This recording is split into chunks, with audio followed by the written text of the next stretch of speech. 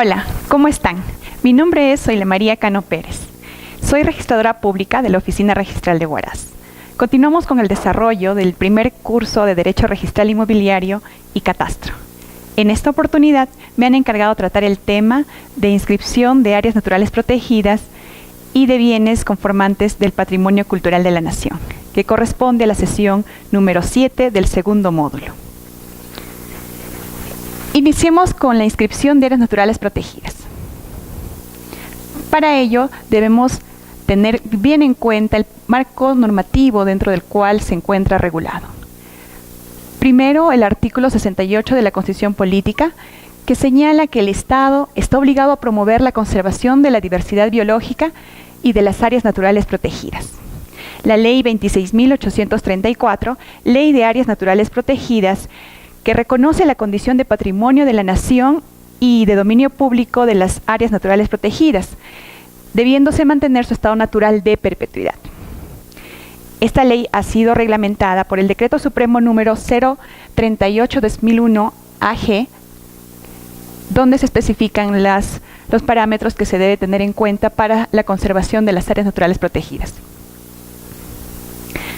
Dentro de este marco normativo, debemos de establecer qué son las áreas naturales protegidas. Pues bien, el artículo segundo del título preliminar de la Ley de Áreas Naturales Protegidas establece que son espacios continentales y o marinos del territorio nacional, reconocidos, establecidos y protegidos legalmente por el Estado, como tales, debido a su importancia para la conservación de la diversidad biológica y demás valores asociados de interés cultural, paisajístico y científico, así como por su contribución al desarrollo sostenible del país.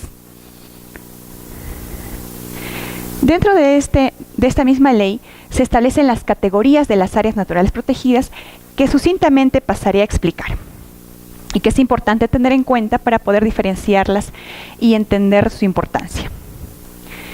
Primero tenemos las áreas de uso indirecto.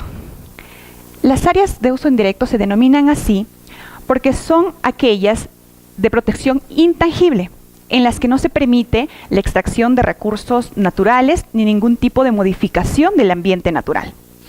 Son áreas donde solo se permite la investigación científica no manipulativa y actividades turísticas, recreativas, educativas y culturales bajo condiciones debidamente supervisadas, reguladas, ¿no?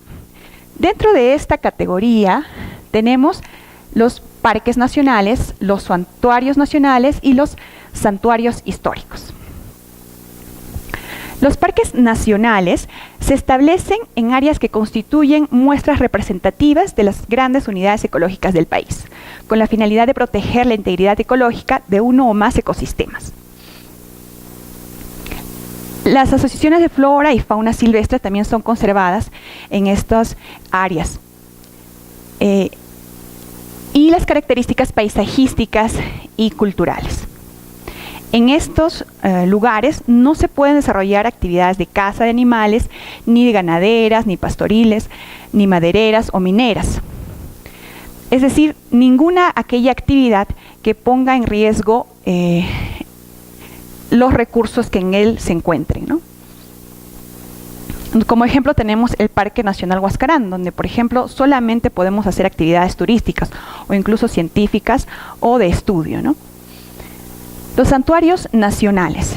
Los santuarios nacionales son áreas donde se protege el hábitat de una especie o una comunidad de flora y fauna, así como formaciones naturales de interés científico y paisajístico. Como ejemplo tenemos el Santuario Nacional de los Manglares, que está en Tumbes, ¿no? En caso de los santuarios ya históricos, son áreas que, además de proteger espacios que contienen valores naturales relevantes, constituyen el entorno de muestras del patrimonio monumental y arqueológico del país, y son lugares donde se han desarrollado hechos sobresalientes de la historia nacional. Así, por ejemplo, tenemos el santuario de la Pampa de Ayacucho, donde se desarrolló una batalla importante, y también el santuario histórico de Machu Picchu, donde además tenemos restos arqueológicos, ¿no?, importantes para nuestra historia nacional. De las áreas de uso directo, son aquellas que permiten el aprovechamiento de recursos naturales, a diferencia de lo que sucede en las áreas de uso indirecto, ¿no? En este caso no se permitía ningún tipo de aprovechamiento de los recursos. En el caso de las áreas de uso directo sí se permiten el aprovechamiento de los recursos naturales prioritariamente por las poblaciones locales, bajo los lineamientos de un plan de manejo que está aprobado y supervisado por la autoridad competente nacional, ¿no? Bajo estos parámetros, solo bajo estos parámetros se permite el aprovechamiento de los recursos. Dentro de estas áreas tenemos las reservas nacionales, las reservas paisajísticas, los bosques de protección, las reservas comunales, los cotos de caza, los refugios de vida silvestre.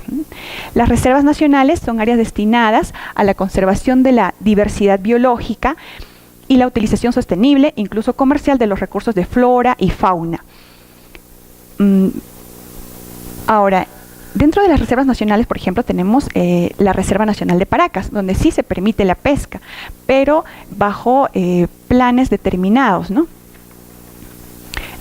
En determinadas épocas, determinados tamaños de peces, de determinadas especies, ¿no? Porque también se establecen épocas de veda donde se encuentra prohibido, ¿no? Las reservas paisajísticas son áreas donde se protege ambientes cuya integridad geográfica muestra una relación armoniosa entre el hombre y la naturaleza, albergando por ello importantes valores naturales, culturales y estéticos. Incluso puede permitirse el uso tradicional de recursos naturales, los usos científicos y turísticos y los asentamientos humanos. Sin embargo, no se permiten actividades que signifiquen cambios notables en las características del paisaje y los valores del área, ¿no? Un ejemplo de una reserva paisajística lo tenemos entre Junín y Lima, que es la reserva paisajística de North Yauyos. Respecto a los bosques de protección, estas son áreas que se establecen para proteger las cuencas altas o colectoras, las riberas de los ríos y de otros cursos de agua, y en general para proteger contra la erosión a las tierras frágiles que así lo requieren, ¿no? En ello se permite el uso de los recursos y el desarrollo de actividades que no afecten la cobertura vegetal, los suelos frágiles y los cursos del agua, ¿no? Un ejemplo, tenemos el bosque de protección de Pacaibamba, que se encuentra en Cajamarca. Las reservas comunales. En el caso de las reservas comunales, estas son áreas destinadas a la conservación de la flora y fauna silvestre, en beneficio de las poblaciones rurales vecinas, las cuales, para realizar el uso tradicional comprobado, tienen preferencia en el uso de los recursos del área bajo planes de manejo aprobados y supervisados por la autoridad, ¿no? Entonces, básicamente será de uso de las poblaciones rurales vecinas, como por ejemplo tenemos la reserva comunal de los Ashanincas o la reserva comunal de los Machiguengas, ¿no? Los cotos de caza son áreas destinadas al aprovechamiento de la fauna silvestre a través de la práctica regulada de la caza deportiva, ¿no? Un ejemplo, tenemos el coto de caza de Angola, y en el caso de refugios de vida silvestre, son áreas que requieren intervención activa para garantizar el mantenimiento y recuperación de hábitats y poblaciones de determinadas especies, ¿no? Ahora, como nosotros podemos advertir, hay una 10ª categoría que no se encuentra comprendida ni en área de uso indirecto ni en área de uso directo, porque son aquellas zonas reservadas, que son lugares que se han establecido de forma transitoria y que previamente deben hacerse estudios complementarios para determinar a cuál de las categorías y clases pertenecería y se debería de establecer. Y mientras tanto, de todas maneras, se le recupera como un lugar de interés y protección del Estado, ¿no? Un ejemplo de una zona reservada, tenemos la zona reservada de la laguna de Huacachina, ¿no? Que justo se conformó por las lluvias que se desarrollaron por el fenómeno del Niño en su momento. Y bueno, ahora todavía no los establecen en ninguno de estas categorías, sin embargo, todavía necesita de algunos estudios para ello. Bien, teniendo este marco teórico de lo que son las áreas naturales protegidas, hablaremos ahora específicamente de cómo se efectúa la inscripción en el registro de áreas naturales protegidas.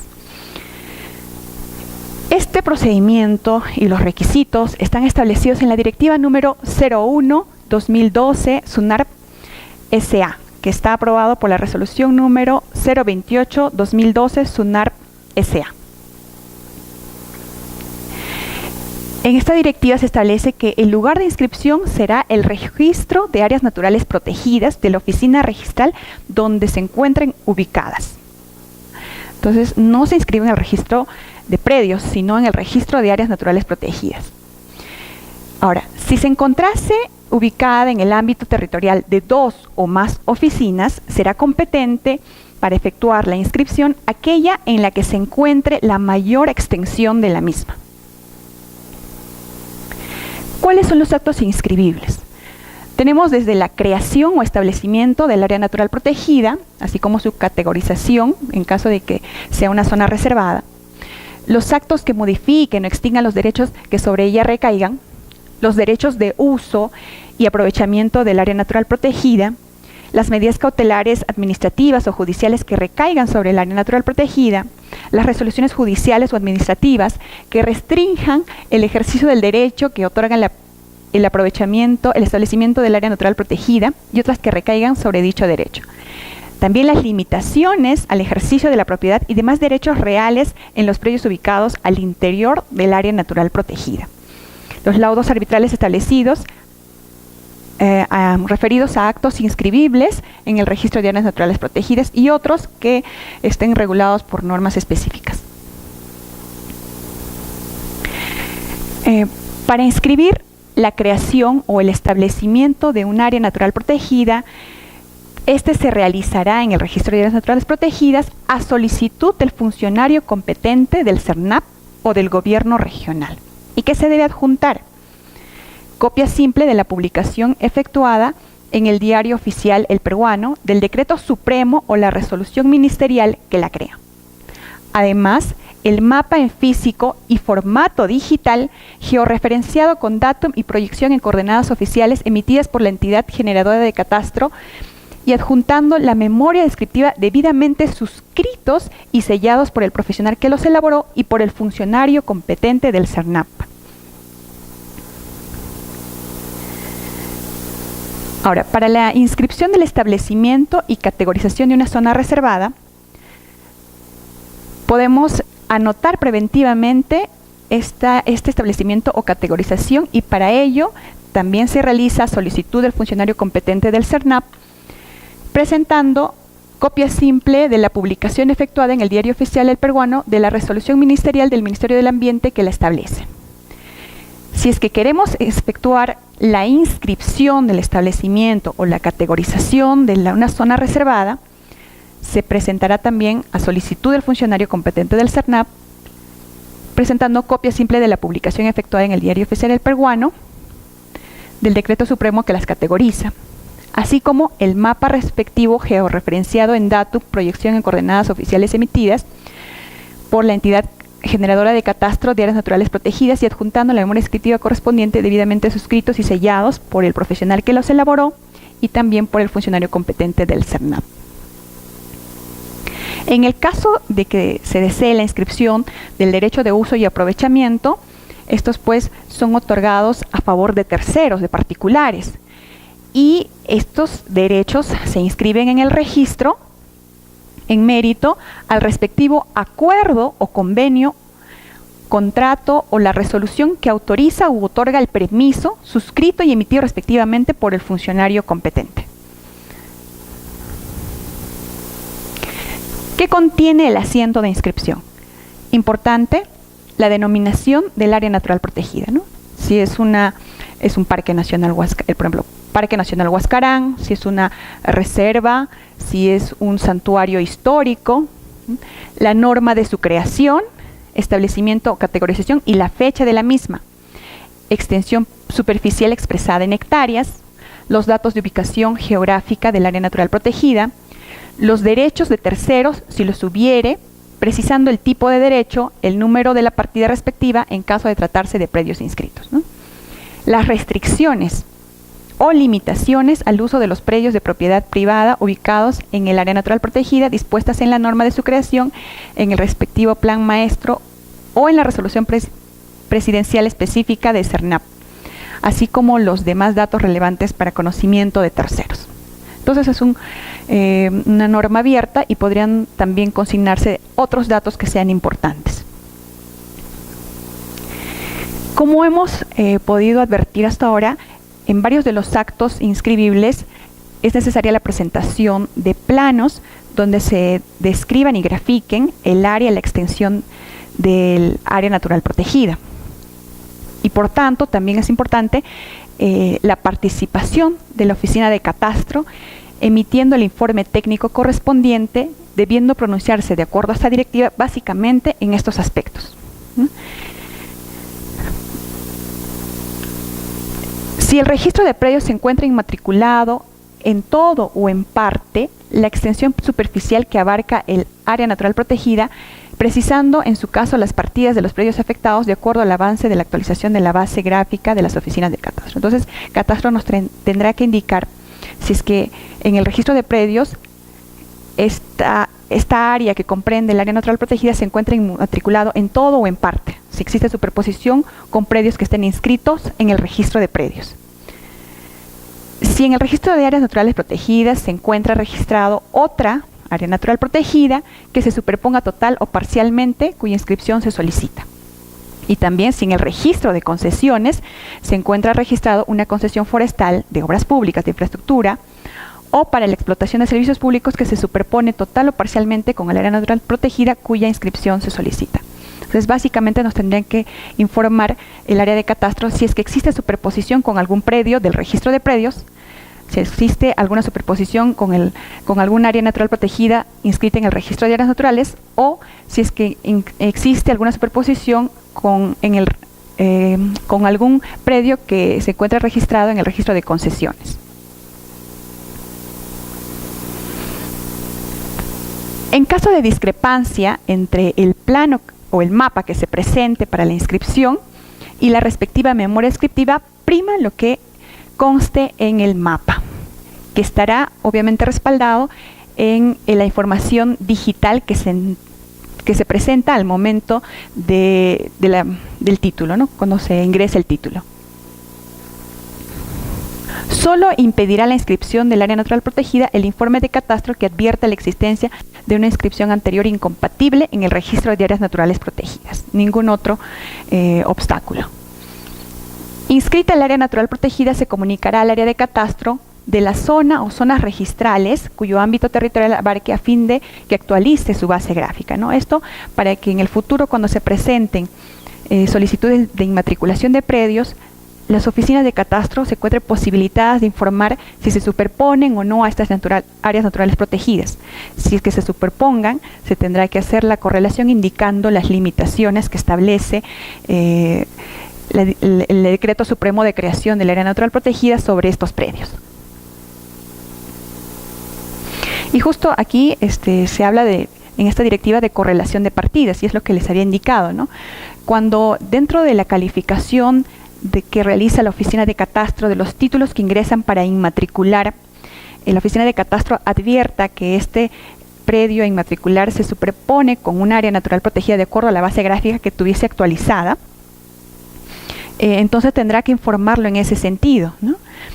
Y en ese caso se deja constancia que se encuentra comprendido dentro de un área natural protegido y como tal sujeto a las limitaciones y cargas legales que están previstas en el Decreto Supremo de Reconocimiento de Creación del Área Natural Protegida.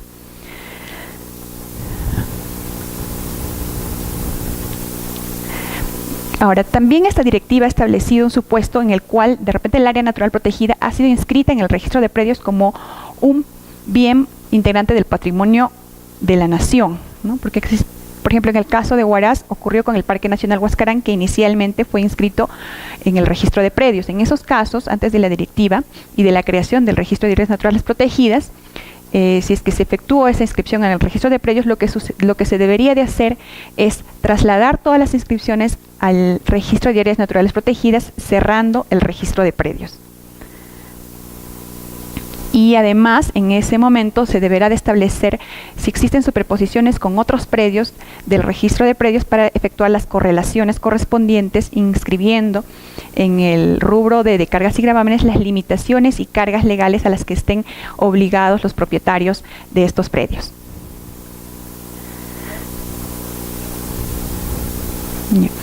Ahora, ¿por qué es importante también estas inscripciones? Para efectuar justo estas solicitudes de verificación, ¿no?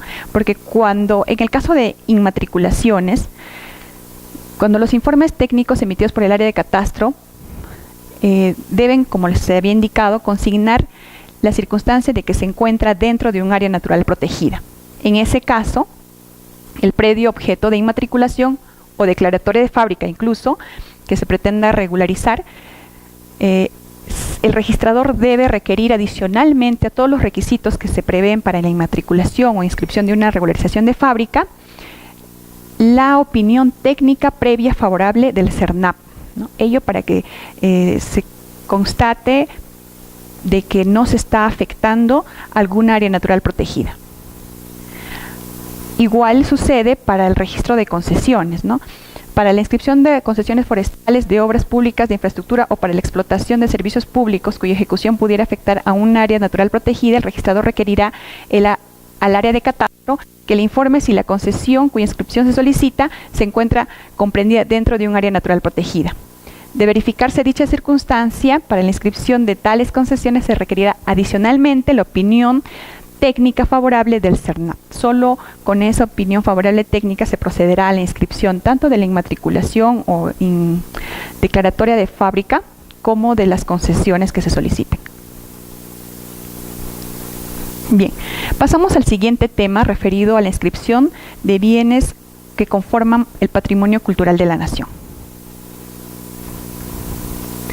El marco normativo lo encontramos en la Ley 28.296 y su reglamento, el Decreto Supremo 011-2006 y registralmente en el artículo 147 del Reglamento de Inscripciones del Registro de Predios, aprobado mediante resolución 097-2013 SUNARP/SN. Dentro de esta ley se establece como definición que el bien integrante del patrimonio cultural de la nación es toda manifestación del quehacer humano, que por su importancia, valor y significado paleontológico, arqueológico, arquitectónico, histórico, artístico, militar, social, antropológico o intelectual, sea expresamente declarado o como tal o sobre el que exista la presunción legal de serlo. Dichos bienes tienen la condición de propiedad pública o privada, con las limitaciones que establece la presente ley. De esta definición podemos concluir entonces que un bien integrante del patrimonio cultural de la nación no necesariamente es un bien público, también puede ser un bien de propiedad privada, pero siempre se encontrará sujeta a limitaciones que establezca la ley y dependiendo del tipo de patrimonio que sea, se establecerán también los parámetros a los que se encuentra sujeto. El artículo 3 del título preliminar de la Ley 28.296 establece una presunción legal que admite prueba por el contrario, ¿no? Se presume que tienen la condición de bienes integrantes del patrimonio cultural de la nación los bienes materiales o inmateriales de la época prehispánica, virreinal y republicana, independientemente de su condición de propiedad pública o privada, que tengan la importancia, el valor y significado referido en el artículo 2 y o que se encuentren comprendidos en los tratados y convenciones sobre la materia de los que el Perú sea parte. Esta presunción legal, como les dije, sí admite prueba en contrario. En caso de que no fuese un bien que integre el patrimonio, deberá ser declarado de forma expresa por la autoridad competente de oficio o a solicitud de parte, ¿no? Ahora, dentro de esta ley, lo importante también es establecer qué tratamiento especial se le ha dado a los bienes culturales inmuebles de carácter prehispánico, porque básicamente nos hablaba de prehispánico, ¿no? Prehispánico, virreinal y republicano. En el caso de los bienes culturales inmuebles de carácter prehispánico, el artículo 6.1 establece que todo bien inmueble integrante del patrimonio cultural de la nación con esta categoría es de propiedad del Estado, independientemente de que se encuentre ubicado en predio de propiedad pública o privada, con la condición de intangible, inalienable e imprescriptible, siendo administrado únicamente por el Estado. De ahí que si es que se encuentra algún resto arqueológico dentro de una propiedad privada, este no será de propiedad del propietario del predio, sino del Estado, indefectiblemente, ¿no? Esto en el caso de bienes de carácter prehispánico.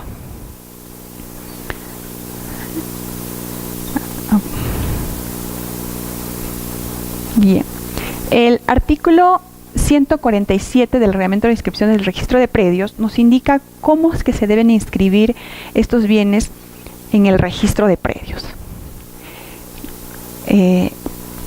Solicita para su inscripción la resolución del Ministerio de Cultura que declara al predio como bien inmueble integrante del patrimonio cultural de la nación. Cuando en esta resolución no se indique las partidas de los predios afectados, se presentará adicionalmente el plano georreferenciado a la red geodésica nacional referida al datum y proyección en coordenadas oficiales, en cuyo caso se requiere el informe de la Oficina de Catastro, ¿no? Entonces, en el informe de la Oficina de Catastro indicará sobre qué predio se superpone esta área declarada Patrimonio Cultural de la Nación, y de ser el caso se realizarán las inscripciones correspondientes en el rubro D también, precisando que se forma parte del patrimonio cultural de la nación en la respectiva categoría, ¿no? ¿Por qué es importante este dato?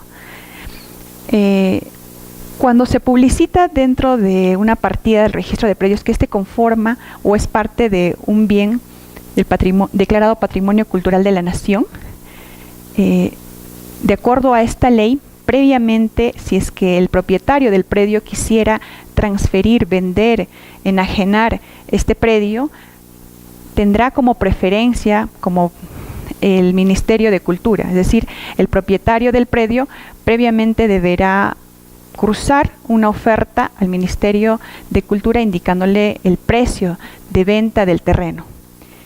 Si en el plazo de 30 días el Ministerio de Cultura no manifestase su voluntad de suscribir una escritura de compraventa, de aceptar la oferta, entonces el propietario recién podrá ofrecer a otra persona, a un tercero, la compraventa del predio, ¿no?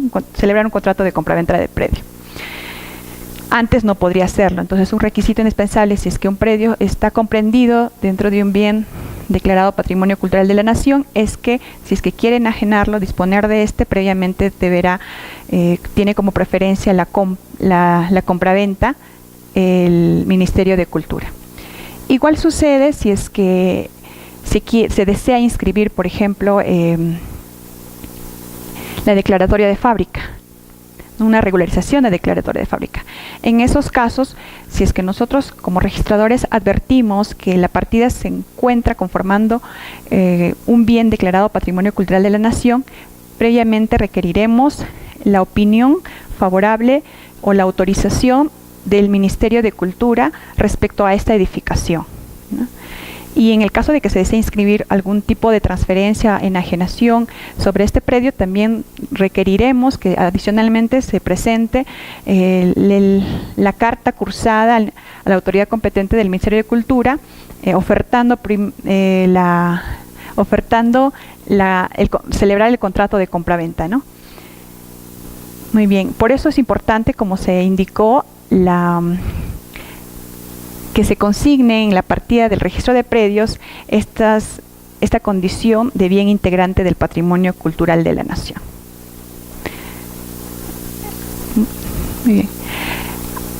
Finalmente he colocado como una resolución muy importante que también estará dentro de los materiales que estén en la página del curso, la resolución número 647-2018, bastante reciente, del 16 de marzo del 2018, donde se trata sobre qué requisitos se debe presentar para la inscripción de una transferencia del bien comprendido en el área declarada como Patrimonio Cultural de la Nación, ¿no? Se concluye básicamente que es necesario acreditar la comunicación previa al Ministerio de Cultura del acto de transferencia de una cuota ideal del bien, si se desprende qué partes del predio fueron declaradas Patrimonio Cultural de la Nación, ¿no? En esta resolución se analiza ampliamente qué es un Patrimonio Cultural de la Nación, los requisitos para su inscripción, cuáles son los requisitos para enajenar un predio de esta condición.